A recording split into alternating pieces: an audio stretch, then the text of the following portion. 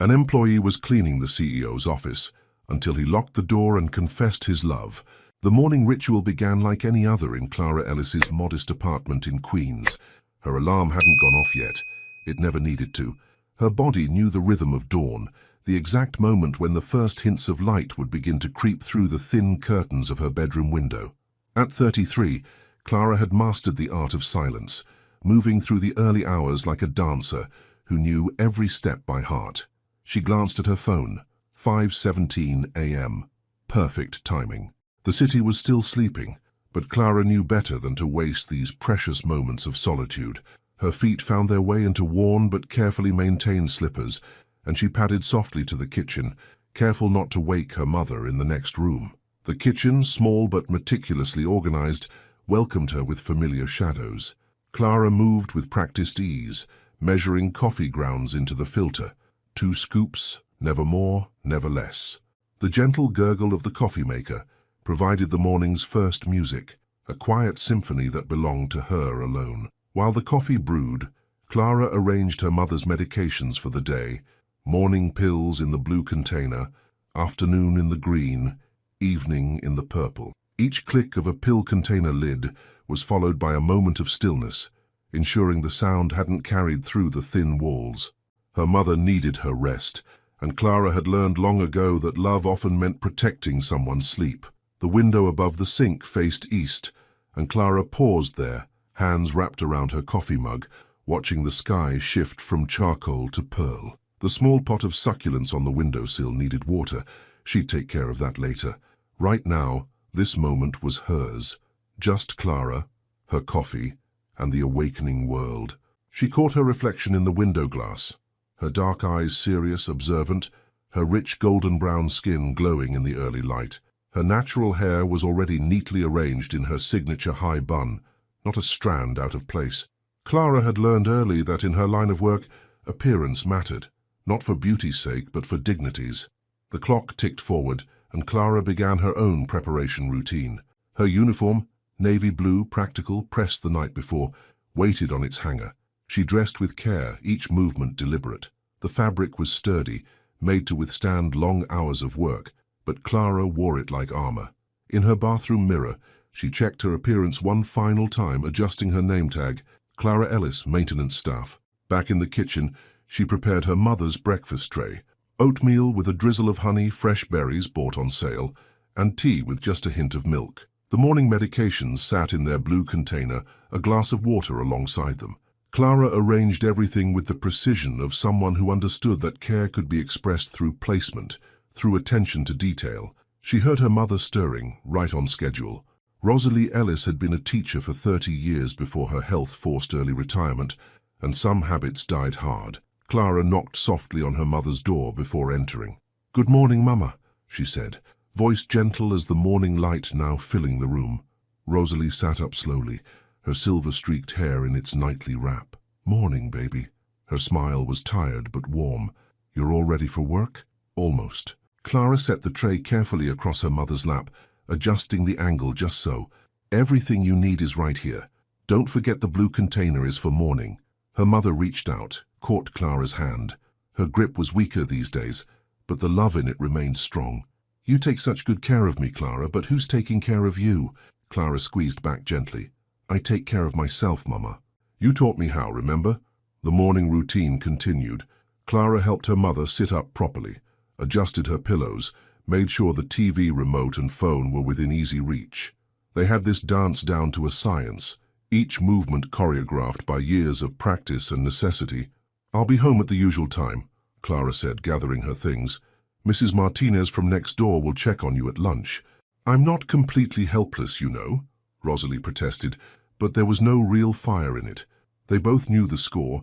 Some days were better than others, and it was best to be prepared. Clara paused at the doorway, taking in the sight of her mother, small but dignified, propped up against her pillows, morning light casting a gentle glow around her. These were the moments that made it all worthwhile: the long hours, the endless responsibilities, the weight of being someone's everything. The commute to Manhattan was already crowded when Clara boarded the F train at 6:45 a.m. She found her usual spot, standing near the door, one hand gripping the rail while the other held her worn paperback. Today it was Octavia Butler's Kindred, the pages soft from multiple readings. Clara had mastered the art of reading on the subway, of finding escape even while surrounded by the press of humanity. The Riverside Corporate Center rose 42 stories into the Manhattan skyline, all gleaming glass and steel. Clara entered through the service entrance, nodding to Miguel at security. The locker room was quiet. She was always among the first to arrive. She stored her bag, checked her uniform one last time, and gathered her supplies. The morning cleaning route started on the top floors, working down. Executive offices first, before their occupants arrived. Clara moved efficiently, invisibly through the spaces where decisions worth millions were made daily. She knew every desk, every corner, every plant that needed tending. She noticed things others didn't. Which executives actually used their desks versus those who just kept them for show. Which ones had family photos versus modern art. Which ones left coffee rings versus those who used coasters. She was working on the 41st floor when she heard the elevator ding, unusual for this hour. Clara continued her work, knowing from experience that early arrivals preferred to pretend the cleaning staff didn't exist. Footsteps approached, then stopped. "Excuse me?" The voice was male, unfamiliar. Clara turned, professional smile already in place, to find herself looking at a man she'd never seen before. He was tall, white, with kind eyes that seemed somehow familiar, though she knew they'd never met. His suit was expensive but worn casually, and his slightly wavy hair had a tendency to fall across his forehead in a way that suggested he fought a constant battle with it. "Can I help you, sir?" Clara's voice was polite, neutral. He smiled, and something about it made her pause. It wasn't the usual dismissive smile she got from executives. This was something different, almost nervous, almost familiar. "I'm actually a bit lost," he admitted. "First day. I'm looking for the CEO's office?" Clara gestured down the hall. "Last door on the right, sir, the largest office. You can't miss it." He nodded, then hesitated. "Thank you. I'm August, by the way. August Rivers." The name hit Clara like a physical thing. Everyone in the building had been talking about the new interim CEO for weeks, and here he was, looking lost in his own building, talking to the cleaning lady like she was a real person. "Clara Ellis," she replied, because her mama had raised her with manners, even if using them might cost her job someday. He smiled again, and this time there was something else in it. Recognition, perhaps, or memory. "Clara," he repeated, as if testing the weight of her name on his tongue. "Thank you, Clara. Have a good morning." She watched him walk away, his steps echoing in the empty hallway. Something about him tugged at her memory. A half-forgotten dream, perhaps, or a wish she'd never dared to voice. Clara shook her head, returning to her work. Dreams were for people who could afford them, and she had floors to clean before the real workday began. But as she moved through her morning routine, she couldn't shake the feeling that something had shifted, like the first tremor before an earthquake. Clara Ellis had learned long ago not to expect much from life beyond what she worked for with her own two hands. She didn't know it yet, but life was about to prove her wrong. August Rivers sat in his new office, surrounded by the kind of luxury that should have felt familiar, but somehow didn't. The leather chair was too soft, the desk too wide, the view of Manhattan too perfect. He found himself unconsciously adjusting items on his desk, straightening his fountain pen, aligning his notebook precisely with the edge of the polished wood, small attempts to create order in a space that felt borrowed. His mind kept drifting back to the woman in the hallway, Clara Ellis. There was something about her that tugged at his memory, like a song heard long ago that he couldn't quite name. Her eyes had been direct, intelligent, carrying none of the artificial deference he was used to seeing from employees. She had looked at him as if she could see right through his expensive suit to the uncertainty beneath. The morning light shifted through the floor-to-ceiling windows, casting long shadows across his desk. August pulled out his leather-bound notebook, a habit he'd maintained since college, preferring the feel of pen on paper to the cold efficiency of digital notes. His handwriting flowed across the page as he began his daily routine of organizing his thoughts. A knock at the door interrupted his reverie. "Come in," he called, closing his notebook. His assistant Laurel entered with a stack of files. "Your morning briefing materials, Mr. Rivers. The board meeting is at 10. She paused, then added, And HR needs your signature on some documents regarding the new maintenance contract. August nodded, accepting the files. Thank you, Laurel. And please call me August. His eyes caught on the maintenance contract, remembering Clara. Actually, could you get me the employee directory for the maintenance staff? If Laurel found the request unusual, she didn't show it. Of course. I'll have it sent right over. Left alone again, August stood and walked to the window. The city sprawled below, a maze of steel and glass catching the morning sun. He'd grown up in this world of high-rises and corporate power, but he'd never felt fully at home in it. His father had been a titan of industry, his mother a socialite who threw the kind of parties that made the society pages. August had done everything expected of him, private school, Yale, MBA, but always felt like he was playing a part in someone else's story. The memory hit him suddenly, clear as a photograph, 5 years ago, in the old office building downtown. He'd been working late, going through acquisition reports when he saw her. A cleaning woman carefully wiping down a desk in the empty office across the hall. What had caught his attention wasn't just her beauty, though that was undeniable, but the care she took with each movement. She had straightened a photo frame, adjusted a wayward pen, treated each item as if it mattered. In that moment, he'd seen someone who, like him, found meaning in the small details others overlooked. That woman had been Clara Ellis. He was certain of it now. The intercom buzzed, interrupting his thoughts. Mr. Rivers, HR sent up those files you requested. Thank you, Laurel. The employee directory confirmed what he already knew. Clara Ellis, employed with the company for 6 years, perfect attendance record, exemplary performance reviews. The photo in her file was standard issue, badly lit fluorescent office lighting, doing no justice to the warmth of her skin or the intelligence in her eyes. August closed the file, troubled by his own interest. He was the interim CEO. She was a member of the maintenance staff. Any interaction between them would be inappropriate, possibly even predatory. He had seen too many executives abuse their positions, treating the workplace like their personal hunting ground. The thought of being like them made his stomach turn, and yet he couldn't shake the feeling that their meeting this morning had been more than coincidence. The way she'd looked at him, as if she too felt something familiar in their brief interaction. The morning passed in a blur of meetings and presentations. August played his part well, the capable executive, the steady hand at the helm, but his mind kept wandering to Clara, to the quiet dignity she carried like a crown. During lunch, which he ate at his desk, another habit his mother would have scolded him for, August found himself watching the city below. Somewhere out there, people were living real lives, unconstrained by the artificial hierarchies of corporate America. He thought of Clara's hands, strong and gentle, and wondered what her life was like beyond these walls. A soft knock drew his attention. Through the glass wall of his office, he saw her, Clara, with her cleaning cart. Their eyes met, and for a moment neither moved. Then August stood, walking to the door. "Please come in," he said, holding the door open. "I was hoping to see you again." Clara hesitated, her professional mask firmly in place. "I can come back later, Mr. Rivers." "August," he corrected gently. "And please, I'd like to talk to you if you have a moment." She entered cautiously, her movements precise and controlled. Up close, he could see the subtle gold undertones in her skin. The way her uniform, despite its utilitarian design, was pressed to perfection.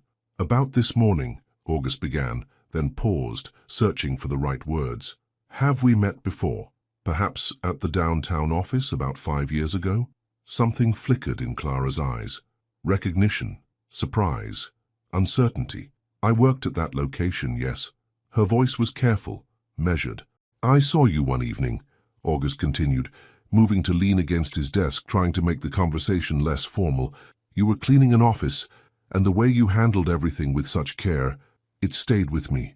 Clara's hands clasped together, a subtle gesture of self-protection. "Mr. Rivers, August, I'm not sure what you're suggesting, but—" "I'm not suggesting anything," he interrupted gently. I wanted you to know that I noticed, that someone noticed." The silence that followed was heavy with unspoken things. Clara looked at him with those observant eyes, as if trying to read his true intentions. Finally, she spoke. "That was a difficult time in my life," she said quietly. "My mother had just gotten sick, and I'd taken the night shift to care for her during the day. Those quiet moments, arranging things on desks, sometimes they were the only peace I found. August felt something in his chest tighten. I understand about difficult times, he said, and about finding peace in small moments. A ghost of a smile touched Clara's lips. Do you? Most people in your position don't seem to notice the small moments at all. I'm not most people, August replied, then immediately felt foolish for such a cliché response. But Clara's smile widened slightly, becoming more real. No, she agreed. I suppose you're not. The moment stretched between them, comfortable, despite its strangeness. Then Clara's phone buzzed softly, breaking the spell. I should get back to work, she said, straightening. The 41st floor won't clean itself. August nodded, understanding the gentle dismissal. Of course. Thank you for talking with me, Clara. She turned to go, then paused at the door. Those reports you were working on that night, she said, not looking back. You had them arranged in perfect parallel lines. I remember thinking someone else understood about keeping things in order. Before August could respond, she was gone, pushing her cart down the hall with quiet efficiency. He watched her go, feeling as if something important had just happened, though he couldn't quite name what it was. Returning to his desk, August picked up his fountain pen, turning it slowly in his hands. The corporate world had taught him to see everything in terms of assets and liabilities, profit and loss, but there was something about Clara Ellis that defied such simple categorization. She carried herself with a quiet strength that made his world of corporate power seem somehow hollow in comparison. The afternoon sun slanted through the windows, warming his desk.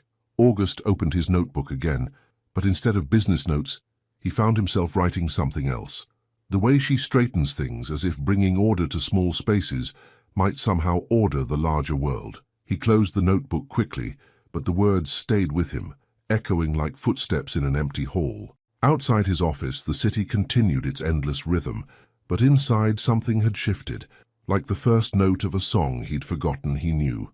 The rest of the day passed in a blur of meetings and phone calls, but August found his thoughts repeatedly returning to Clara, not with the entitled interest of an executive toward an employee, but with the wondering recognition of someone who had finally found something real in a world of carefully constructed facades. As the office emptied for the day, August remained at his desk, watching the sky turn to twilight. Tomorrow would bring new challenges, new expectations, new roles to play. But for now, he allowed himself to sit in the quiet and remember the way Clara's eyes had lit up when she spoke of finding peace in small moments.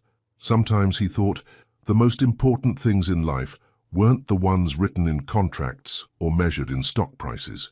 Sometimes they were found in the careful arrangement of objects on a desk, in the dignity of work well done, in the recognition of a kindred spirit across the artificial boundaries of class and position. August Rivers had spent his life learning to navigate the upper echelons of corporate America. But sitting there in the growing darkness, he realized he might have finally found someone who could teach him about the things that really mattered. Clara's fingers traced the edges of her worn notebook as she sat in the break room during her lunch hour. The small space, tucked away in the building's basement, was empty except for her. Most of the maintenance staff preferred to eat in the larger cafeteria upstairs, but Clara appreciated the quiet, using these precious minutes to write in her journal or read. Today, though, she couldn't focus on either. Her mind kept drifting back to her conversation with August Rivers. The way he'd remembered her from 5 years ago, the genuine warmth in his voice when he spoke about noticing her care with small details. It unsettled her, this attention from someone so far removed from her daily reality. Her phone buzzed, a text from Mrs. Martinez about her mother. Rosalie's having a good day, we're watching her favorite game shows. Clara smiled, some of her tension easing. Good days were precious, especially lately. The break room door opened, and Clara quickly tucked her notebook away. But instead of one of her co-workers, August Rivers stood in the doorway, looking as surprised to see her as she was to see him. I'm sorry, he said immediately. I was actually looking for the maintenance supervisor's office. Clara stood smoothing her uniform.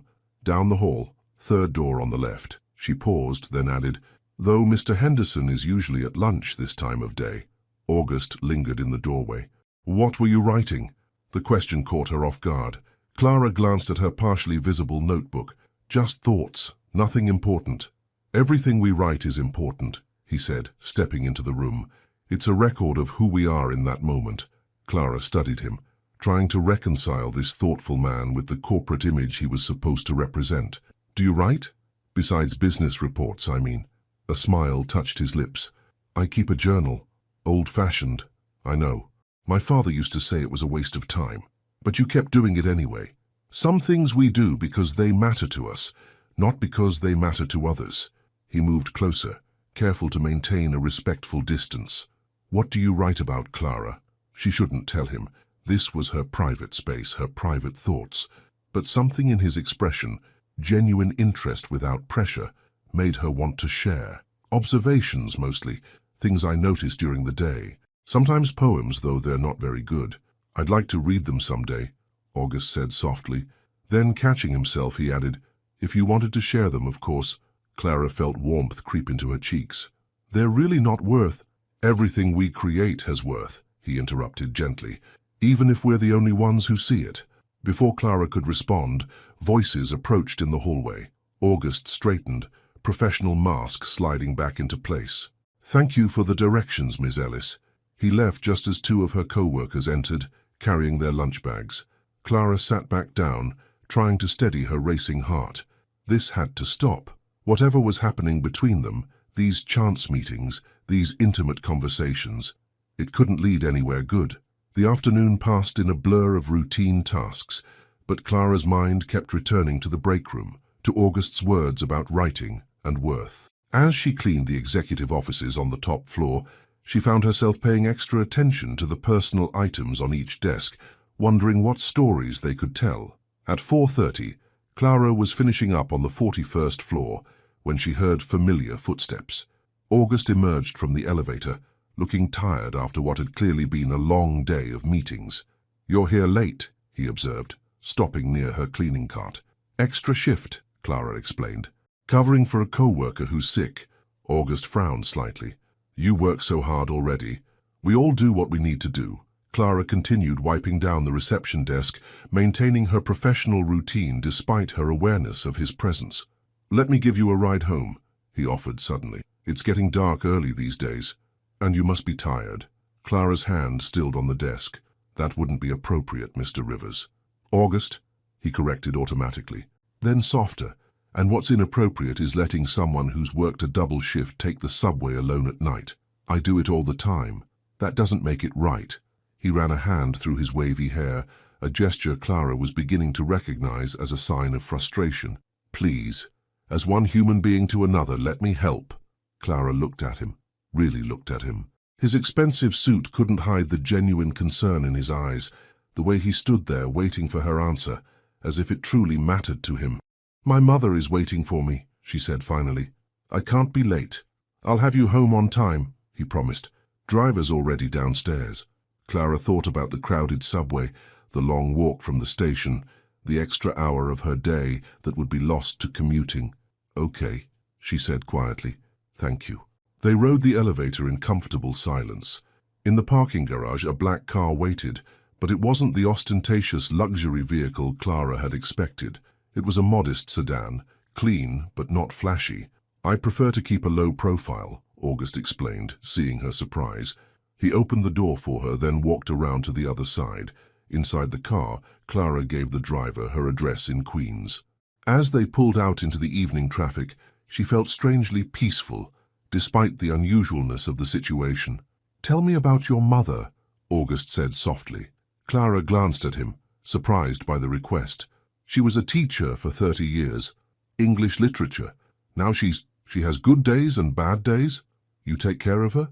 She took care of me my whole life. Now it's my turn. Clara watched the city lights blur past the window. She still corrects my grammar sometimes on her good days. Makes me laugh. August smiled. She sounds wonderful. She is. Clara hesitated, then added, she loves poetry. Used to have her students memorize a new poem every week. Said it was like carrying music in your mind.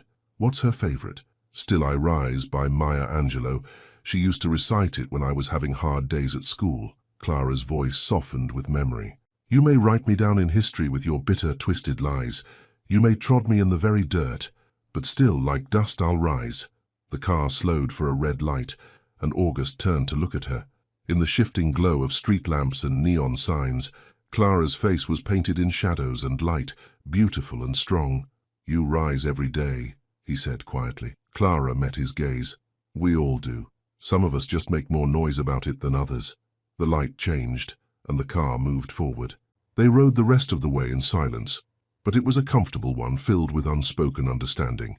When they reached her apartment building, August got out first, opening her door. The gesture wasn't condescending. It felt natural, like everything about him. "Thank you for the ride," Clara said, standing on the sidewalk. "Thank you for trusting me enough to accept it." August looked up at her building, then back at her. "Clara." "Yes? Would you have coffee with me sometime? Not at work, just coffee." Clara should have said no, should have maintained the professional boundaries that kept her world orderly and safe. Instead, she heard herself say, "There's a small cafe on Wilson Street. They make good coffee." August's smile was like sunrise. "Tomorrow morning? Before work?" 7 a.m., Clara said. "I have to be at work by 8:30. "I'll be there." He hesitated, then added, "Bring your notebook." Clara felt something flutter in her chest. Maybe. She watched the car drive away, then climbed the stairs to her apartment. Inside, she found her mother dozing in her armchair, the TV playing quietly. "Mama?" Clara touched her shoulder gently. "I'm home." Rosalie opened her eyes, smiling. "You're early, baby. Traffic must have been good." Clara thought about August, about coffee tomorrow morning, about notebooks and poetry and rising. "Yes," she said softly. "Sometimes things work out that way." Later, after her mother was settled in bed, Clara sat at her small desk and opened her notebook. She wrote, "Sometimes kindness comes quietly, like dawn through a window. Sometimes strength means letting someone open a door for you. Sometimes rising looks like sitting still and letting yourself be seen."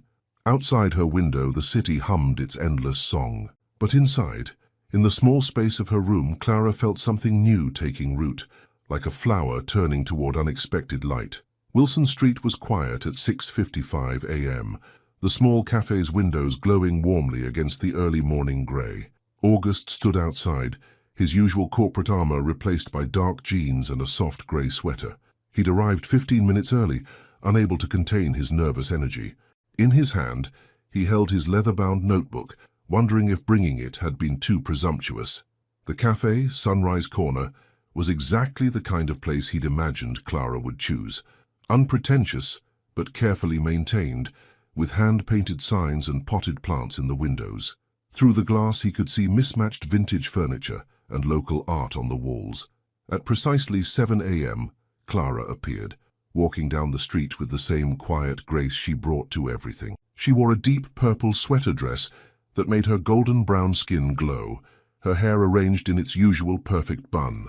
In her arms, she carried both her work uniform on a hanger and her worn notebook. "You're early," she said by way of greeting, a small smile playing at her lips. "So are you," August replied, opening the door for her. Inside, the cafe smelled of fresh coffee and baking bread. A few early morning regulars occupied corner tables, absorbed in newspapers or laptops. The barista, a young woman with bright blue hair, looked up and smiled. "Clara, your usual." "Yes, thanks, Maya." Clara turned to August. "They make the best honey lavender latte in Queens." "I'll trust your judgment," August said. "Make that too, please." Before Clara could protest, he'd already handed his card to Maya. "You can get the next one," he said quietly, and watched as something shifted in Clara's expression, acceptance of the gesture as equality rather than charity. They chose a small table by the window, morning light filtering through the potted herbs on the windowsill. Clara carefully hung her uniform on a nearby coat rack before sitting down. "This place reminds me of my mother's classroom," she said, running her fingers along the table's worn wood. "She always had plants everywhere, made it feel like a secret garden instead of a classroom." "Tell me more about her," August said, genuinely interested. "What did she teach?" "High school English. She specialized in American literature, but poetry was her real love." Clara's face softened with memory. "She used to say that poetry was democracy in action, that anyone with a voice and a truth could make art." Maya brought their lattes, each topped with delicate foam art.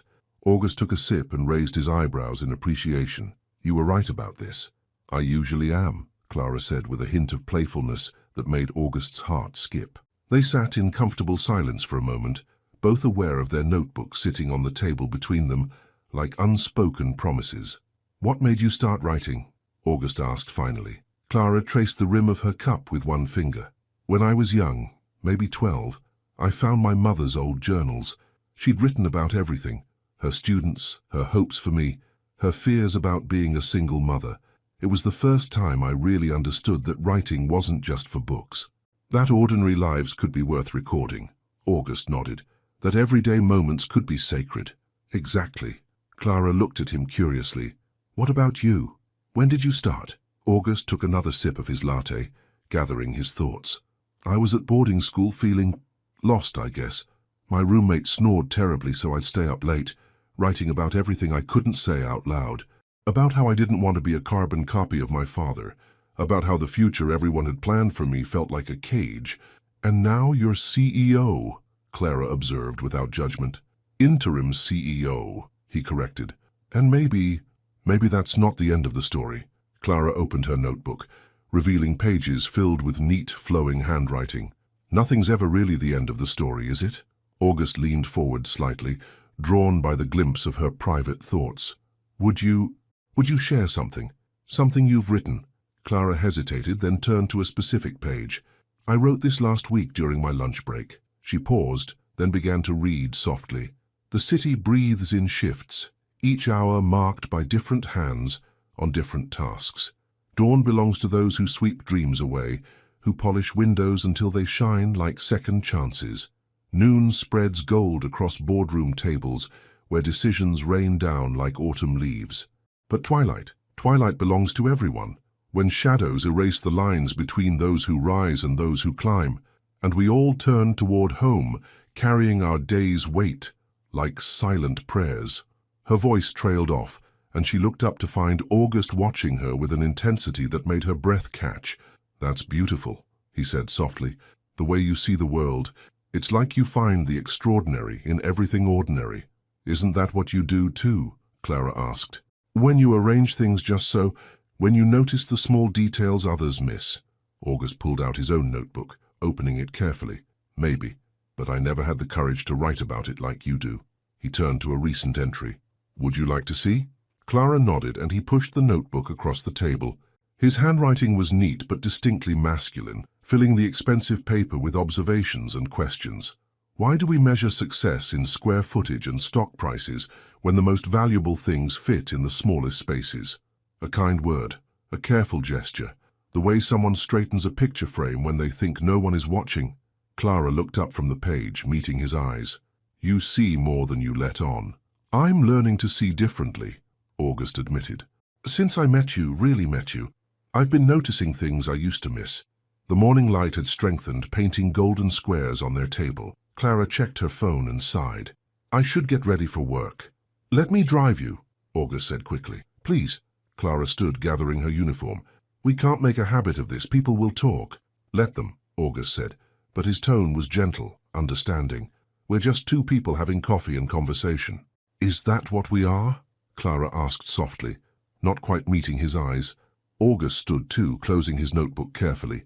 "I think we're two people discovering that the world is bigger and smaller than we thought, that sometimes the most important distances aren't measured in floors or titles, but in the space between two people sharing honest words." Clara smiled then, a real smile that lit up her whole face. "You should write that down." "Maybe I will." August gathered their empty cups, returning them to the counter. When he came back, Clara was ready to leave, her uniform draped over one arm, her notebook clutched close. They walked out into the morning together, the city now fully awake around them. August's car waited at the curb, but before they got in, Clara turned to him. "Thank you," she said, "for seeing the extraordinary in the ordinary." "Thank you for showing me how to look," he replied. The drive to work was quiet, both of them lost in thought. They entered the building separately, Clara through the service entrance, August through the lobby. But as they went their separate ways, both carried something new with them. Words written and unwritten, moments shared in morning light, and the growing understanding that some stories don't follow the expected plot. In her locker, changing into her uniform, Clara opened her notebook one last time and wrote, "Sometimes courage looks like sharing words over coffee. Sometimes love begins with someone who sees the poetry in everyday things." She closed the notebook, tucked it away, and began her day's work. But now, as she moved through the familiar routines, everything seemed to hold the possibility of poetry. Even the reflection of morning sun on freshly cleaned windows, even the quiet footsteps in empty halls, even the careful arrangement of ordinary things in extraordinary light. The corporate gala was everything Clara had expected it to be, extravagant, excessive, and a reminder of all the invisible lines that divided her world from August's.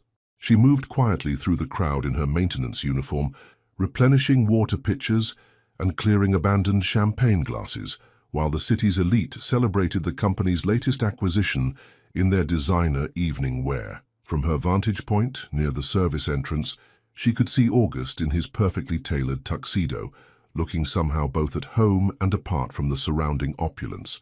He was speaking with a group of board members, his posture relaxed but professional.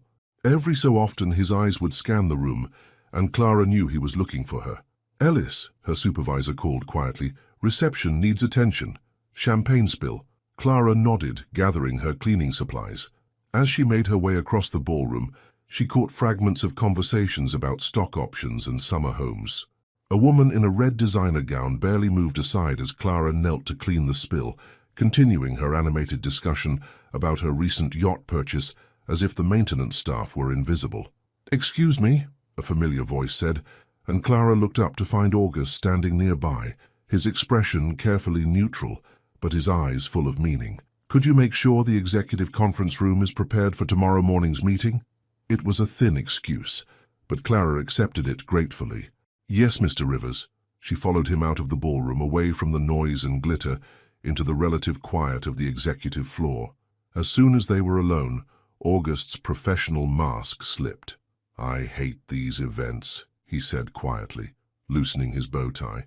"All that performative wealth, the casual cruelty of people who've never had to think about anyone but themselves." Clara set down her cleaning supplies. "It's their world. It doesn't have to be."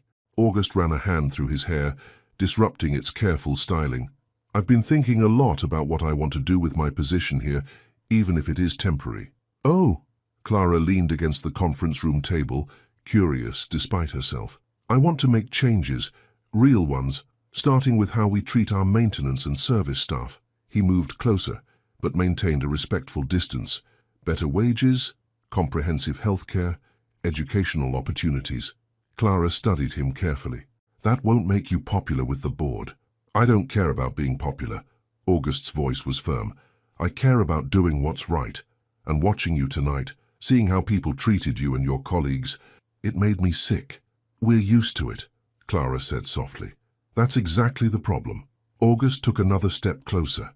"No one should be used to being treated as invisible." Clara felt warmth spread through her chest at his words, at the genuine anger in his voice on behalf of people like her. But reality was a stubborn thing. "The board won't approve major changes for temporary workers," she pointed out. "Then we'll find a way to make the positions permanent, create career paths, opportunities for advancement." His eyes lit up with possibility. "You could go back to school, Clara. Finish your degree." The mention of school sent a pang through her heart. "I can't leave my mother." "There are ways to make it work. Online classes, flexible schedules." August's enthusiasm was contagious. "You're brilliant, Clara. Your writing, your insights. You shouldn't have to hide them." "August," she said his name like a warning, but he continued. "I know it's complicated. I know there are 1,000 reasons why change is difficult, but sometimes we have to believe that better things are possible." Clara looked at him, really looked at him, in his rumpled tuxedo and passionate idealism. "You really mean this, don't you?" "Every word." He reached for her hand, then caught himself, letting his arm fall back to his side. "I've spent my whole life playing by rules I didn't believe in. Maybe it's time to write new ones." Before Clara could respond, voices approached in the hallway. They quickly stepped apart, resuming their professional roles as a group of executives passed by, heading back to the gala. "Thank you for checking the conference room, Ms. Ellis," August said loudly enough to be heard. Clara nodded, gathering her supplies. "Will there be anything else, Mr. Rivers?" "No, thank you." But his eyes said everything his voice couldn't. Back in the ballroom, Clara resumed her duties with a distracted mind. She watched August work the room, saw how differently he interacted with people compared to the other executives. Where they were dismissive, he was attentive. Where they were demanding, he was grateful. Near midnight, as the gala wound down, Clara found a folded note tucked beneath a water pitcher she was clearing. She recognized August's neat handwriting.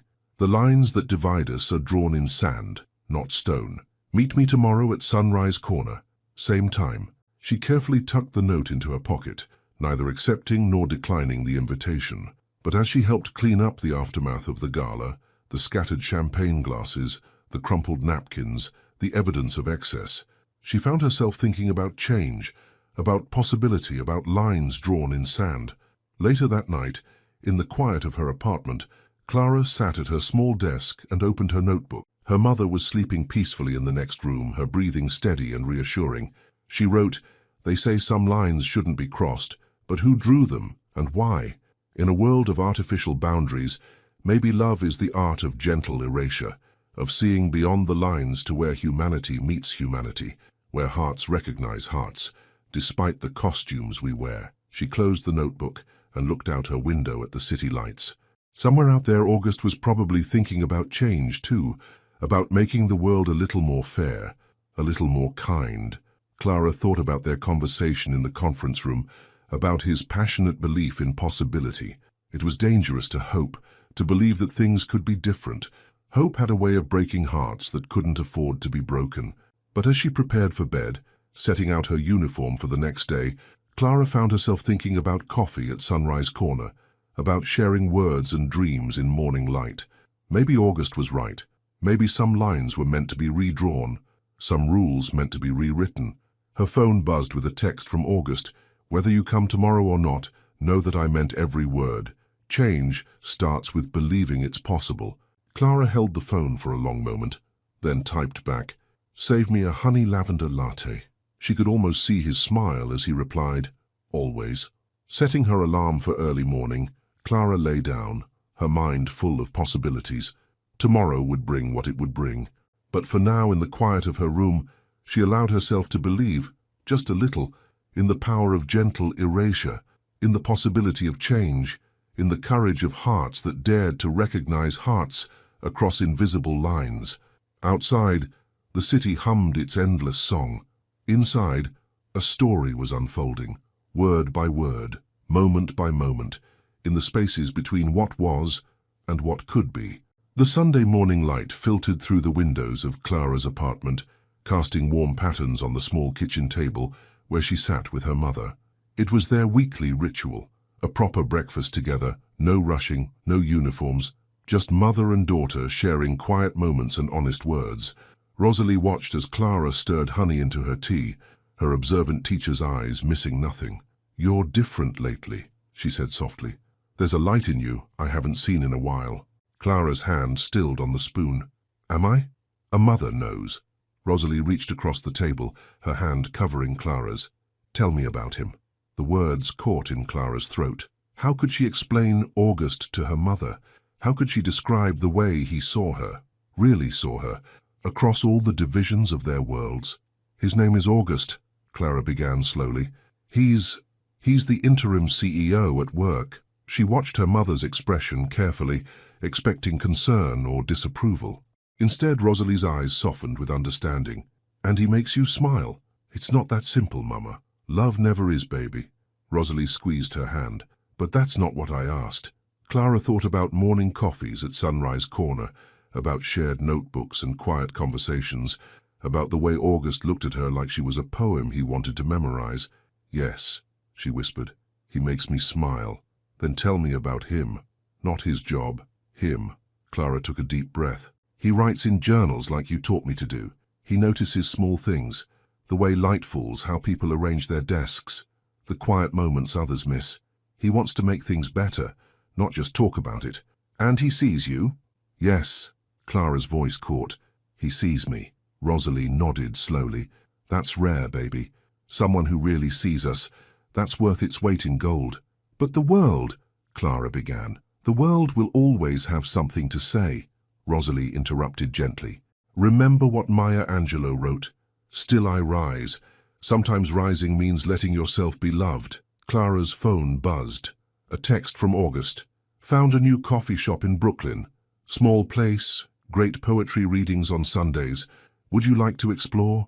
Rosalie smiled knowingly. Go, I'll be fine here with my shows. Mama. Clara Ellis, don't you dare use me as an excuse to hide from love. Rosalie's voice held the familiar teacher's tone that brooked no argument. Mrs. Martinez already promised to come by for our Sunday marathon of game shows. Clara looked at her mother, really looked at her. Despite her illness, there was still so much strength there, so much wisdom. You're sure? What I'm sure of is that my daughter deserves every bit of happiness this world has to offer. Rosalie stood carefully, moving to the kitchen counter where Clara's notebook lay. You've been writing more lately. Your words have more life in them. Clara felt tears prick at her eyes. I love you, Mama. I love you too, baby. Now go get dressed. Brooklyn's waiting. An hour later, Clara found herself walking down a quiet street in Brooklyn Heights, August at her side. The coffee shop, tucked between a used bookstore and a vintage record shop, was exactly the kind of place she loved, full of character and hidden treasures. How did you find this place? She asked as they entered. August smiled. I've been exploring more lately, looking for places that feel real, that have stories to tell. The inside was cozy, with mismatched armchairs and local art on exposed brick walls. A small stage in the corner held a microphone stand and a single stool. The smell of coffee and old books filled the air. They found seats near the back, close enough to hear but far enough to feel private. Clara cradled her cappuccino, watching as a young woman took the stage, her natural hair styled in beautiful twists, her presence commanding despite her nervous smile. First-time reader, August whispered. I can tell by the way she's holding the paper. The poet began to read, her voice gaining strength with each line. She spoke of her grandmother's hands, of Sunday dinners, of heritage carried in recipes, and remembered prayers. Clara felt each word resonate in her chest, saw August watching her reaction with gentle attention. Between readers, they talked softly about everything and nothing, books they loved, memories of school days, dreams they'd set aside. August told her about his first journal, a birthday gift from his mother before she passed away. Clara shared stories about her mother's classroom, about the way she'd taught literature like it was magic. I have something to tell you, August said during a quiet moment. The board meeting tomorrow, I'm presenting my proposal for staff changes. Better wages, benefits, educational programs, everything we talked about. Clara's heart skipped. August, I know it's risky. I know they might fight it, but I have to try. He reached for her hand, his touch gentle but sure. You've shown me what real courage looks like, Clara. It's not about grand gestures. It's about doing what's right, one small moment at a time. They might replace you, she said softly. Then they replace me, but I'll know I tried to make a difference. His thumb traced circles on her palm. I've spent too long playing it safe, following rules that protect the wrong things. On stage, another poet began to read, an older man with kind eyes and grey dreadlocks. His poem was about love in later life, about finding courage to begin again. Clara listened, her hand still in August's, feeling the weight of truth between them.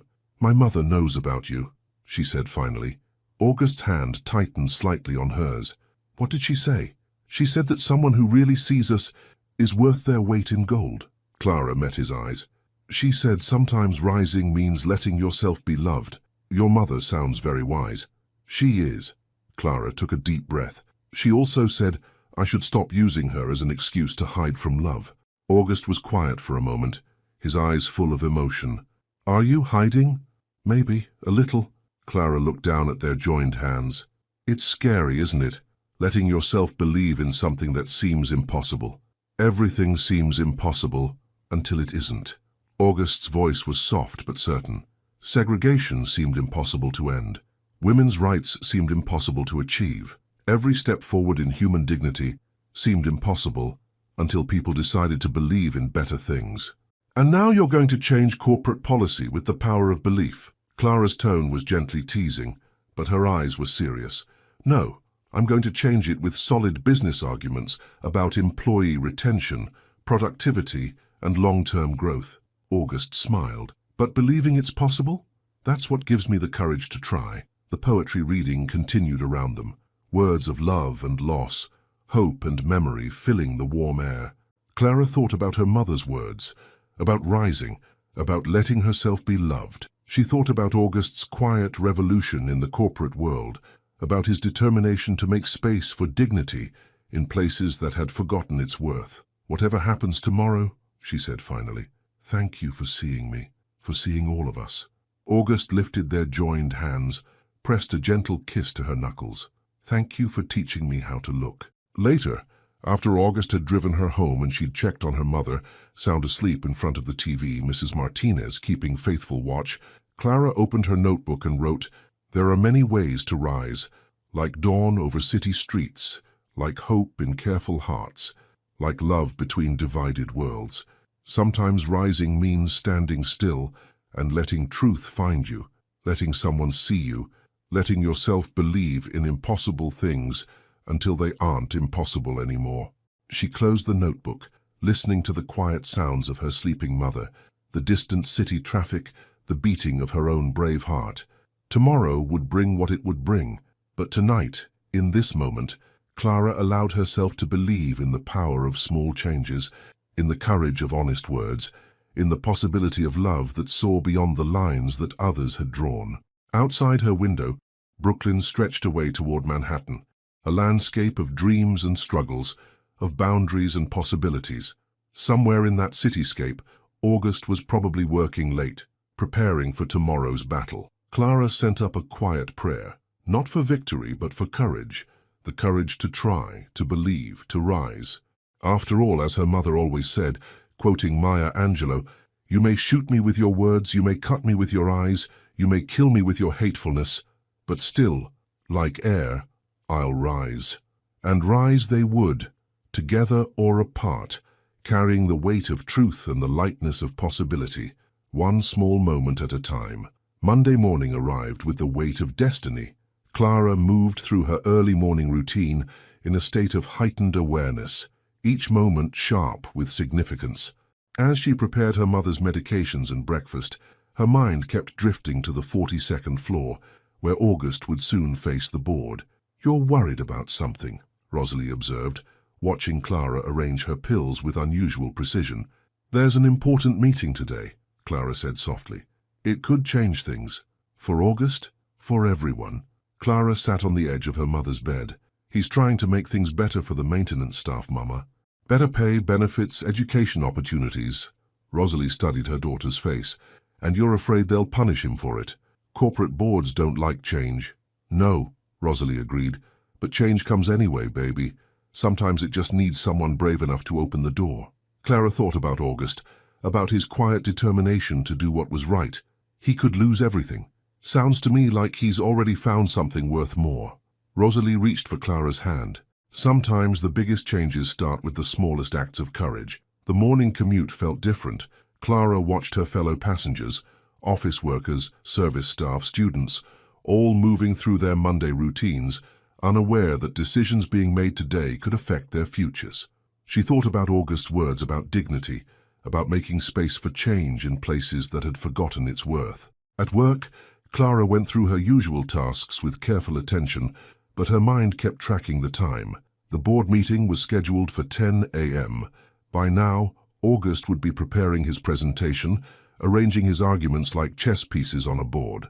At 9:45, as Clara was cleaning the executive floor bathrooms, she heard familiar footsteps. August appeared in the doorway, impeccable in his dark suit but with tension visible in the set of his shoulders. "I didn't expect to see you here," he said softly. Clara set down her cleaning supplies. "I wanted to be nearby." August moved closer, his voice dropping to barely above a whisper. "Whatever happens in there, Clara, I want you to know something. Meeting you, it didn't just change how I see the world, it changed how I see my place in it. August, let me finish." His eyes held hers with quiet intensity. "All my life, I've been playing a part, written by other people. Being with you, seeing the world through your eyes, it taught me what real strength looks like, what real dignity means." Clara felt tears threatening but held them back. "You don't have to do this." "Yes, I do." August smiled slightly. "You taught me that too. that sometimes doing the right thing isn't a choice, it's a responsibility. Before Clara could respond, they heard voices approaching. August straightened, professional mask sliding into place. "Thank you for your attention to detail, Ms. Ellis." Clara watched him walk away, his steps measured and confident despite the battle ahead. She finished cleaning the bathroom mechanically, her mind in the boardroom where August was about to challenge years of corporate inequality. Time moved strangely over the next few hours. Clara continued her rounds, but every clock she passed seemed to mock her with its slow progression. At 11:30, she heard the elevator ding on the executive floor and watched as board members filed out, their faces unreadable. August was the last to emerge. He caught her eye briefly as she worked, and something in his expression made her heart skip. Not defeat, determination. Later, during her lunch break, Clara found a note tucked into her locker. "Meet me at Sunrise Corner after work. I have so much to tell you." The rest of the day passed in a blur of routine tasks and racing thoughts. Clara cleaned offices, restocked supplies, and tried not to think about the weight of change hanging in the balance. At 5:30, Clara changed out of her uniform and made her way to Sunrise Corner. The cafe was quiet in the early evening, most of the morning regulars long gone. August was already there, sitting at their usual table by the window, his tie loosened and jacket draped over the chair. "I ordered your usual," he said as she sat down. Clara studied his face, trying to read the outcome in his expression. "Tell me." August took a deep breath. It was intense. The board wasn't happy with the proposals. They said they were too expensive, too disruptive to the status quo. Clara's heart sank, but August wasn't finished. "But then I showed them the numbers. Employee turnover costs, training expenses, productivity losses from unstable staffing. I had data from companies that had implemented similar programs, their improved performance metrics, their enhanced public image, their reduced legal liability. And," Clara held her breath, "they're going to do it. Not everything I proposed. Not all at once, but they're starting." August's face broke into a smile. "Minimum wage increases across the board, health insurance for all full-time staff, and, this is the part I fought hardest for, an educational assistance program." Clara felt tears spill over. "You really did it." "We did it." August reached across the table, taking her hand. "Your stories, your experiences, they gave me the ammunition I needed to make them see the human cost of their policies." Maya brought their drinks, honey lavender lattes, now a symbol of their shared moments. Clara wrapped her hands around the warm cup, letting the reality sink in. "There's more," August said quietly. "The board, they want to make my position permanent. They said my innovative approach to human capital management shows promise." Clara's heart did a complicated dance. Joy for his success, fear for what it might mean for them. "That's wonderful." "Is it?" August's thumb traced patterns on her palm. "Taking the position means staying here, making real changes, seeing them through. But it also means—" He paused, choosing his words carefully. "It means navigating complicated waters. Us, for instance." "August, no, let me finish. I've been thinking about this a lot." His eyes met hers, serious and sincere. "I don't want to hide what we have, Clara. I don't want to pretend that class differences or corporate hierarchies matter more than human connection. If I take this position, I want to do it on my terms, openly, honestly." Clara felt the weight of his words, the courage and risk in them. "The board won't like that either." "Probably not. But I've learned something important lately, about the difference between what people won't like and what they can't actually prevent." August squeezed her hand gently. "They can't dictate who we love, Clara. They can only decide how they'll respond to it." The word love hung in the air between them, delicate and powerful. Clara thought about her mother's words about rising, about letting yourself be loved. "What are you saying, August?" "I'm saying I choose you. I choose us. Whatever comes with that choice, challenges, criticism, complications, I choose it all." His voice was soft but certain. "The question is, what do you choose?" Clara looked at their joined hands, at the way they fit together despite all the reasons they shouldn't. She thought about her mother's quiet strength, about August's determination to make change happen, about her own journey from invisibility to being truly seen. "I choose truth," she said finally. "I choose believing that some things are worth fighting for, even when the fight seems impossible." August's smile was like sunrise. Then we'll face whatever comes together. Later that night, Clara sat at her desk, her notebook open before her. Her mother was humming softly in the next room, a hymn about faith and perseverance. Clara wrote, "Some choices reshape the world, not with sudden revolution but with quiet insistence, that love is worth its weight in courage, that change begins in hearts before it reaches boardrooms, that sometimes the bravest thing is simply to stand in your truth and let the world adjust its vision." Outside, the city lights twinkled like stars brought down to earth. Clara thought about August, about choices and consequences, about the power of standing firm in what you believe. Tomorrow would bring new challenges, new battles to fight, but tonight, in this moment, she allowed herself to feel the full weight of hope, not just for herself and August, but for all the invisible people whose lives might change because someone dared to see them, to fight for them, to believe in the possibility of better things. The changes came gradually, like dawn creeping across the city skyline. First, there were the small things: new health insurance cards appearing in employee mailboxes, updated wage statements that made people double-check the numbers in disbelief. Then came the bigger announcements: educational assistance programs, career development opportunities, a clear path for advancement that had never existed before. Clara watched it all unfold from her unique position between two worlds. She still cleaned offices and restocked supplies, but now there was a different energy in the building. People who had never made eye contact before stopped to say good morning. Maintenance staff walked with straighter backs, spoke with more confidence. On this particular morning, Clara stood in the employee break room, looking at the newly posted notice about educational opportunities. Her fingers traced the words on the paper: full tuition assistance for approved degree programs. "You should apply," a voice said behind her. Clara turned to find Delia, one of her fellow maintenance workers, watching her with a knowing smile. "I've seen you with those notebooks of yours, always writing, always reading. You've got dreams bigger than this building." Clara smiled back, but before she could respond, her phone buzzed with a text from Mrs. Martinez. "Your mother's having one of her bad days. She's asking for you." The world shifted immediately, dreams and possibilities receding before immediate need. "I have to go," Clara said, already reaching for her bag. "Family emergency." She was halfway to her supervisor's office when she ran into August, coming off the elevator. One look at her face and he knew something was wrong. "Clara? What is it?" "My mother," she said simply. "Bad day." August nodded, understanding immediately. "Take my car. James is downstairs. He'll get you home faster than the subway." "August, I can't." "Yes, you can." His voice was gentle but firm. "Let people help sometimes, Clara. It's not weakness to accept support." Clara felt tears threatening but held them back. "Thank you." The ride home was a blur of worry and gratitude.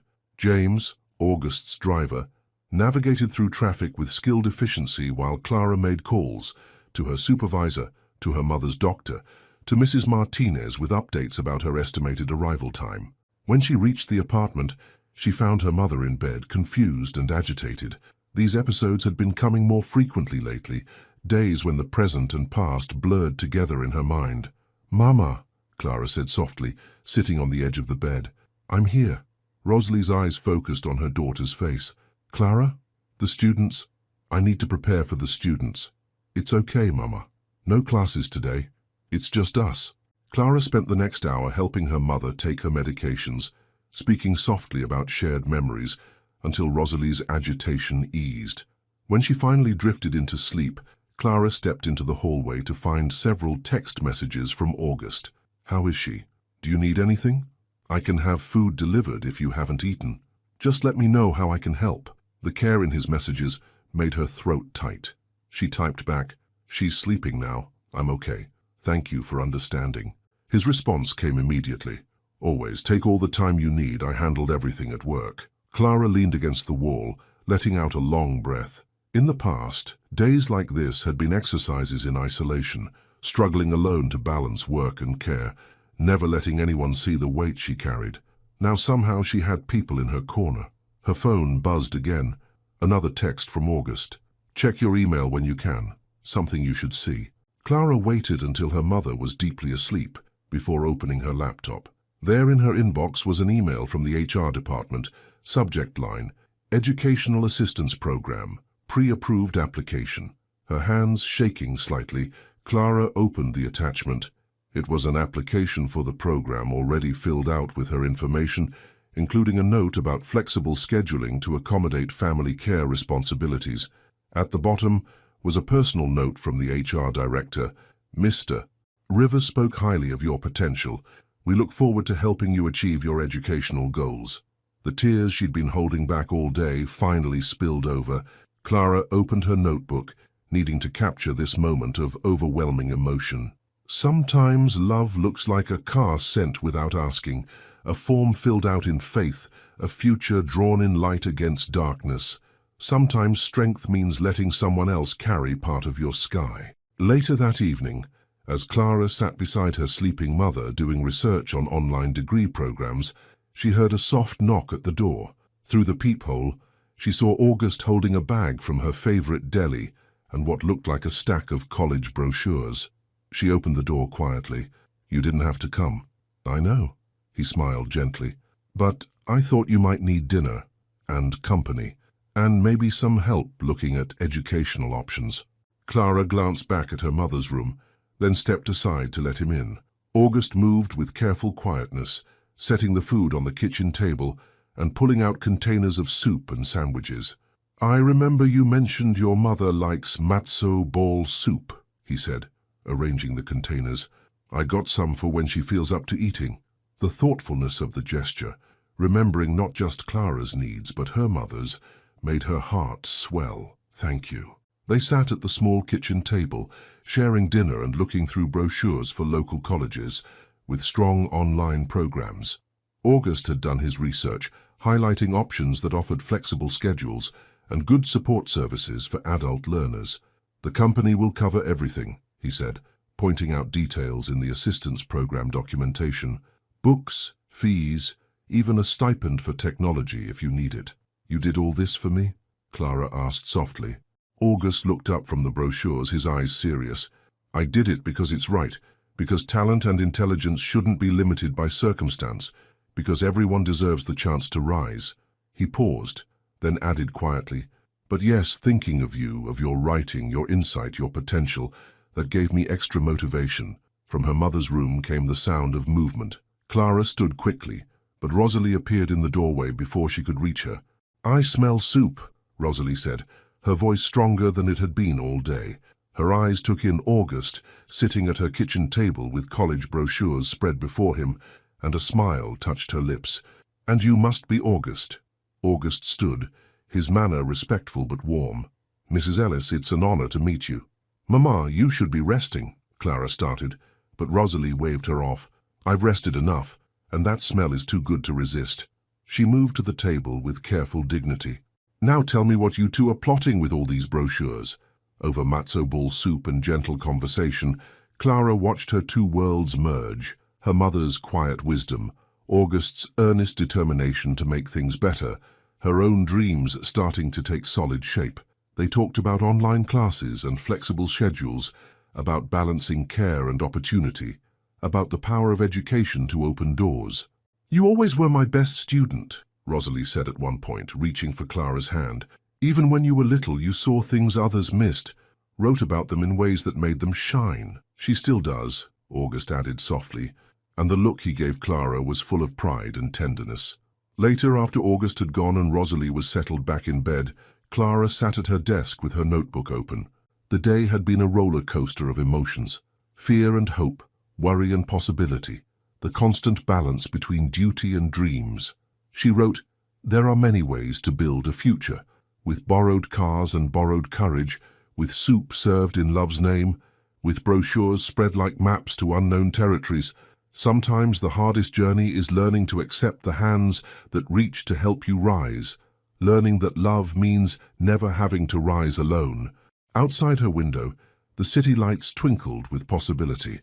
Clara thought about the application waiting in her email, about online classes and flexible schedules, about August's quiet support and her mother's resilient strength. Tomorrow would bring its own challenges, but tonight she allowed herself to feel the full weight of hope, not just for herself, but for all the dreams that had waited patiently for their moment to rise.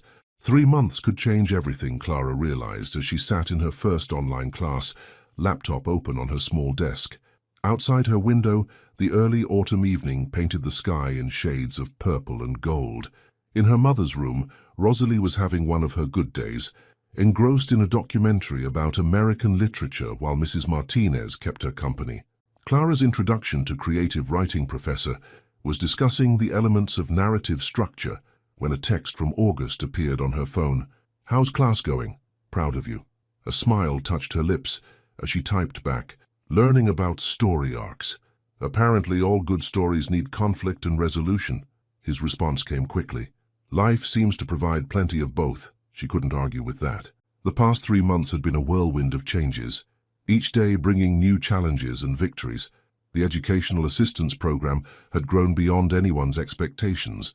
28 employees now enrolled in various degree programs, each with their own dreams taking shape. But it wasn't just about education. The entire atmosphere of the building had shifted. The maintenance staff had regular meetings with management now, their input valued and implemented. People who had once been invisible were finally being seen. A knock at her bedroom door interrupted her thoughts. "Come in," she called softly. Rosalie entered, moving slowly but steadily with her cane. "I thought you might need some tea for your studies." She set a steaming mug on Clara's desk. "Peppermint with honey, like I used to make during your high school exam weeks." "Thank you, Mama." Clara breathed in the familiar, comforting scent. "Your August called earlier," Rosalie said, settling carefully into the room's only other chair. "Wanted to make sure we had everything we need for my doctor's appointment tomorrow." Clara's heart warmed at the way her mother said, "Your August," at how naturally he had become part of their lives. "He worries. He cares," Rosalie corrected gently. "There's a difference." Through the open door, they could hear Mrs. Martinez in the kitchen, humming as she prepared dinner. Another change. August had insisted on arranging for more consistent home care, making it possible for Clara to focus on her studies without constant worry. "Are you happy, baby?" Rosalie asked suddenly, her eyes keen and observant. Clara considered the question seriously. "I'm hopeful," she said finally. "It's different from happiness. Bigger, maybe. Tell me." Clara gestured to her laptop, where her professor was discussing the power of personal narrative. "I'm learning to shape stories, Mama. Not just write them, but understand how they work. And I'm starting to see how my own story isn't just about me." "Go on," Rosalie encouraged, her teacher's instincts awakening. "The changes at work, they're affecting so many people. Delia's taking accounting classes. Miguel from security is studying computer science. Even Mrs. Henderson from the cafeteria is working on her business degree." Clara's voice grew passionate. "It's like, once people are given the chance to rise, they don't just rise for themselves, they lift others with them. And August," Rosalie's voice was gentle, "how does he fit into this story?" Clara thought about their morning coffee meetings at Sunrise Corner, about shared notebooks and quiet conversations, about the way he fought for change with unwavering determination. "He's learning too," she said softly. "Learning that power can be used to open doors instead of keeping them closed. Learning that love doesn't have to follow corporate hierarchy." Her phone buzzed again. Another text from August. "Board meeting tomorrow. They want to hear from some of the employees in the education program. Would you share your story?" Clara's heart jumped. Speaking to the board meant stepping fully into the light, acknowledging publicly what many already knew privately, that she and August had found each other across all the lines that were supposed to keep them apart. "What are you thinking about?" Rosalie asked, noting her daughter's expression. Clara showed her the text. "It's a big step, Mama. Every step that matters is." Rosalie reached for Clara's hand. "Remember what I taught my students? Your story matters because it's yours, but it matters more when it helps others tell theirs." Clara squeezed her mother's hand, then typed her response to August. "Yes, it's time." The next morning dawned clear and crisp. Clara arrived at work early, changing not into her maintenance uniform, but into a simple navy dress that made her golden brown skin glow. Her natural hair was arranged in an elegant twist, and around her neck she wore the silver pendant her mother had given her for her college acceptance. 20 years delayed, but finally being put to its intended use. August met her outside the boardroom. His eyes softened when he saw her. "You look beautiful." "I look like myself," she replied. "Maybe for the first time in this building." Inside the boardroom, other employees were gathering. Delia in a crisp pantsuit, Miguel in his security uniform, but with a new confidence in his bearing, Mrs. Henderson beaming with pride. They were all there to tell their stories, to show the board the human impact of their decisions. When it was Clara's turn to speak, she stood with quiet dignity, her writer's notebook in her hands. "3 months ago, I was invisible in this building," she began. "I cleaned your offices, refilled your water pitchers, moved quietly through your days without being seen.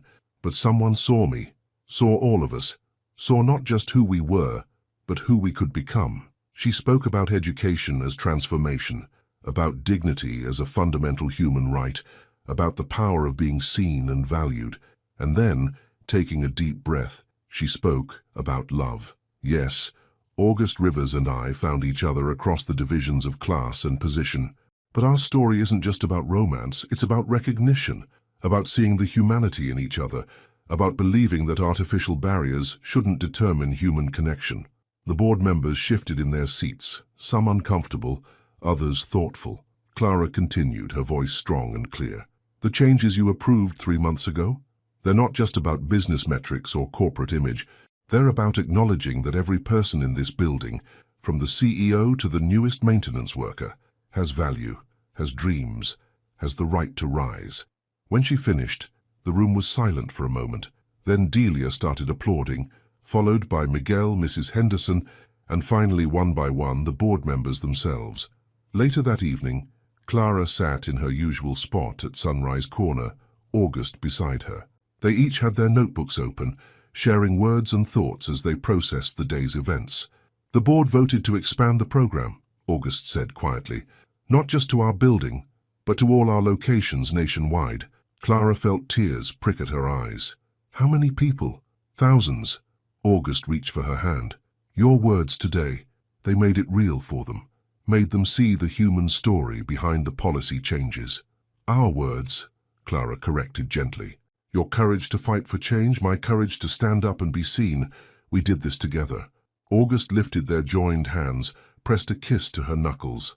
"Together," he agreed. That night, Clara wrote in her notebook, "Change has its own geometry, a shape made of courage and hope, of doors opening and walls falling, of hearts recognizing hearts across every divide." Sometimes love is a revolution disguised as policy change. Sometimes rising means helping others find their wings.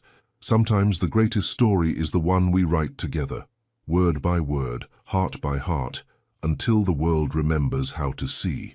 Outside her window, the city lights sparkled like stars brought down to earth. Clara thought about tomorrow's class, about the stories yet to be written, about all the invisible people finally stepping into the light of possibility. One chapter was ending, but another was just beginning, and this time she was ready to help write it. Spring came to New York like a gentle awakening. Cherry blossoms dusted the city streets with pink confetti, and morning light painted the skyscrapers in shades of gold. In her small Queens apartment, Clara stood before her mirror, adjusting the soft folds of her graduation gown. "Let me help you with that," Rosalie said, moving slowly but steadily from her chair. Her health had stabilized over the past months, good days now outnumbering the bad. She reached up to straighten Clara's cap, her eyes bright with tears and pride. "Don't cry, Mama," Clara whispered. "You'll get me started. These are happy tears, baby." Rosalie touched the honor cords draped around Clara's neck. Gold for academic excellence, blue for creative writing. "Your words did this, your courage." A knock at the door interrupted them. Mrs. Martinez let August in, and he stood in the doorway of Clara's room, taking in the sight of her in her graduation regalia. He wore a charcoal suit that made his eyes look stormy, and in his hands he held a bouquet of sunflowers, Clara's favorite. "You look like poetry," he said softly. Clara felt warmth spread through her chest. After all these months, he still had the power to make her heart skip with simple words. "You're biased." "Completely," he agreed, stepping forward to hand her the flowers. "And proud of it." The graduation ceremony was being held in the company's grand atrium, transformed for the occasion into an auditorium. It was the first graduation of its kind, 37 employees receiving degrees through the Educational Assistance Program, each with their own story of transformation. As they drove to the ceremony, Clara thought about the journey that had brought them here. She wasn't just graduating with her degree in creative writing. She had also been promoted to communications director for the company's employee development programs, using her voice to help others find theirs. The atrium was filled with families, friends, and colleagues when they arrived. Delia was there in her own graduation gown, having completed her accounting degree. Miguel stood proudly with his computer science honors, and Mrs. Henderson beamed in her business administration regalia. Before taking her place with the other graduates, Clara hugged her mother tightly. "I love you, Mama." "I love you too, baby." Rosalie's voice was strong and clear. "Now go show them how to rise." August squeezed her hand once, before joining the other executives on stage. As interim CEO, he had become permanent CEO 6 months ago, continuing to champion employee development and workplace equality. The ceremony was a blur of emotion and significance. When Clara's name was called, she walked across the stage with dignity, accepting her diploma to thunderous applause. From her seat in the front row, Rosalie dabbed at her eyes with a handkerchief while Mrs. Martinez recorded everything on her phone. But it was Clara's student speech that brought the room to silence. Standing at the podium in her graduation gown, she looked out at the sea of faces, maintenance workers and executives, security guards and board members, all united in this moment of celebration. "A year ago," she began, "I cleaned offices in this building. I moved quietly through days, carrying stories in my heart that I thought would never be heard. But sometimes life writes better stories than we imagine for ourselves. Sometimes love appears in unexpected places, wearing a suit and carrying a leather notebook, seeing value in the invisible." Gentle laughter rippled through the crowd. Clara continued, her voice strong and clear. "We stand here today, not just as graduates, but as witnesses to what's possible when barriers fall and opportunities rise. Every degree being awarded today represents more than academic achievement. It represents the courage to dream, the determination to rise, and the power of being truly seen." Her eyes found August's on stage, then her mother's in the audience. "We're not just changing our own lives, we're changing the story of what's possible. Every one of us here has learned that education isn't just about books and grades. It's about finding your voice, claiming your space, and helping others do the same." After the ceremony, amid hugs and photographs, August pulled Clara aside to a quiet corner of the atrium. The late afternoon sun streamed through the high windows, casting patterns on the marble floor. "I have something for you," he said, pulling out his familiar leather notebook. "A graduation gift." Clara opened it carefully. Inside, she found a key taped to the first page, and beneath it, August's neat handwriting. "For the woman who taught me that love is the greatest education of all. The apartment on Wilson Street above Sunrise Corner is ours if you want it. Big enough for 3 with a study for your writing and a garden view for your mother's flowers. Say yes?" Clara looked up at him, tears blurring her vision. "You want us to live together, all of us?" "Your mother is part of who you are," August said softly. "And who you are is exactly who I love. Besides," he smiled, "she still needs to finish teaching me about American literature." Clara heard her mother's voice behind her. "Say yes, baby. Sometimes love means letting your life expand to hold more joy." Turning, Clara found Rosalie watching them with knowing eyes, Mrs. Martinez beside her wearing a matching smile. They had known, she realized, had been part of August's planning. "Yes," Clara whispered, then louder, "Yes." Later that evening, after celebration dinners and countless photographs, Clara sat at her desk one last time in her small Queens apartment. Tomorrow would bring packing boxes and new beginnings, but tonight belonged to words. She opened her notebook and wrote, "Some stories end where they began, in quiet moments between twilight and dawn, in the space between who we were and who we dare to become. Some love stories are really stories about rising, about hearts recognizing hearts across every divide, about courage wearing graduation gowns and hope living above coffee shops, about mothers who teach us to soar and men who learn to see, and moments that change everything one word at a time. This is not an ending, this is a door opening, a new chapter beginning, a love story still being written in the language of possibility, in the poetry of us. Outside her window, the city lights twinkled like stars, and somewhere in that glittering landscape was their new home, waiting.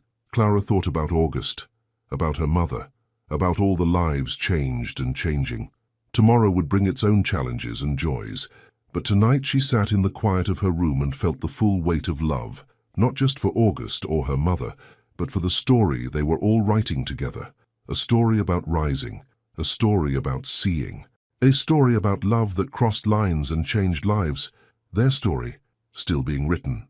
1 year later, the rooftop garden of Sunrise Corner bloomed with morning glory and hope.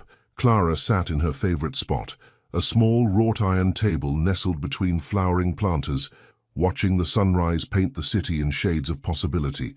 Her latest book manuscript lay open before her, a collection of stories about transformation, about invisible people finding their voice. Below, the cafe was coming to life. The smell of fresh coffee drifted up, mingling with the scent of herbs from Rosalie's carefully tended garden. Clara's mother had transformed the rooftop into an urban oasis, each plant tagged with literary quotes written in her elegant teacher's hand. The door opened, and August emerged carrying 2 honey lavender lattes. He still wore his running clothes, having just returned from his morning jog, a habit he'd developed since moving to the neighborhood. Corporate life had softened around his edges, making space for a more authentic version of himself. "Your mother's already up," he said, setting down the cups. "She's teaching Maya about Emily Dickinson while they prep the morning pastries." Clara smiled, unsurprised. Rosalie had become something of a neighborhood fixture, sharing literature and wisdom with anyone who showed interest. Her health had stabilized, strengthened perhaps by purpose and community. "The new program launches today," Clara reminded him, though she knew he hadn't forgotten. The educational initiative they'd started had grown beyond their company, spreading to other corporations across the city. Today marked the opening of the first community education center, a place where service workers from any company could come to pursue their dreams. "Nervous?" August asked, taking his seat beside her. "Hopeful," Clara corrected. She reached for his hand, their fingers intertwining with familiar comfort. His wedding band caught the morning light, simple, elegant, engraved with words from her first poem about him. The past year had brought changes neither could have imagined. Their marriage 3 months ago had been a celebration of possibility, maintenance workers and executives dancing together, barriers dissolving in the face of shared joy. The board members who had once looked at their relationship with skepticism now pointed to them as evidence of the company's commitment to authentic change. But the real triumph wasn't in their personal happiness. It was in the ripples their story had created. Across the city, other companies were implementing similar programs. Clara's writing about workplace transformation had been published in major publications, giving voice to those who had long been silent. "Did you see today's applications?" August asked, pulling out his phone. 300 new candidates for the education program. People are starting to believe in possibility again. Clara opened her notebook, a new one, though the same well-loved style. On its pages, she had been collecting stories of transformation. The janitor now teaching literature at a community college, the security guard who'd become a software engineer, the cafeteria worker running her own catering business. She wrote, "Some love stories never end. They just keep opening doors for others to walk through. Some revolutions start quietly, with coffee and courage and hearts that dare to see beyond the lines that divide us. This is how change blooms, one story at a time, one dream rising into light, one morning glory opening to greet the dawn." Below, the city was awakening. Clara could hear her mother's laugh drifting up from the cafe, mixed with the sounds of early customers and Maya's cheerful greetings. Life had found its rhythm, not perfect, but real and rich with meaning. August leaned over, reading her words. "Still writing our story?" Clara smiled, touching the simple ring on her finger. "Our story is just one thread in a bigger tapestry. Look at all the other stories blooming." They sat together in the morning light, surrounded by Rosalie's flowers and shared dreams. Beyond their rooftop garden, the city stretched away toward possibility, each window reflecting the promise of dawn, each heart carrying its own story of rising. Some love stories end with weddings or sunsets, but some, the ones that matter most, end by beginning again, making space for new stories to grow, new hearts to rise, new dreams to bloom in the gardens of possibility. The end. Reflecting on Clara and August's journey, which shows us how love can transcend social barriers and inspire meaningful change. In your life, have you ever witnessed or experienced a moment when someone's love and courage brought about a transformation that benefited not just two people but an entire community? What kind of invisible lines do you think still need to be erased in our society? Your participation in the channel is very important. Please leave your opinion in the comments. Thank you so much for watching until the end. If you enjoyed this story, don't forget to subscribe to the channel, leave a like, and comment your thoughts.